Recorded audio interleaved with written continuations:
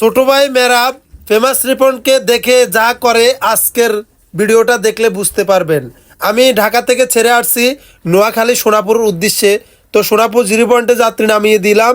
সে আমার সামনে দিয়ে বাইক নিয়ে ফাড়াফাড়ি করতেছে। তো দেখেন আসলে সে দুষ্টামি করতেছে, আমি সেটা বুঝতে পারছি, কারণ সে আমার সাথে দীর্ঘদিন ছিল।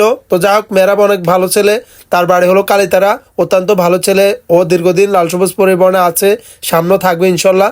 তবে মেহরাবের গাড়ি চালানো খুবই স্মুথলি, সে ভালোভাবে বাইক চালা।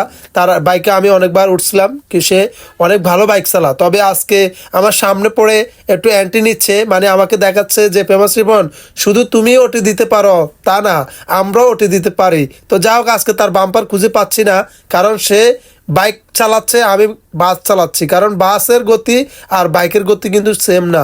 সে চাইলে যে কোনো সিবাই বাই যাইতে পারে, কিন্তু একটা বাস যাইতে পারে না। তো দেখেন মেহরাবে কি করে দেখেন। মেহরাব আস্তে আস্তে, মেহরাব আস্তে যাও, আস্তে যাও, আস্তে যাও ছোট ভাই, আস্তে যাও। তোমার জন্য আমার ভয় লাগে ছোট ভাই। তোমার যদি কিছু একটা হয়ে যায়, মেহরাব তোমার যদি কিছু একটা হয়ে যায় তাহলে আমাদের কি হবে একটা বার চিন্তা করো ভাই। ভালো থাকো, সুস্থ থাকো, রিল্যাক্সে গাড়ি চালাও।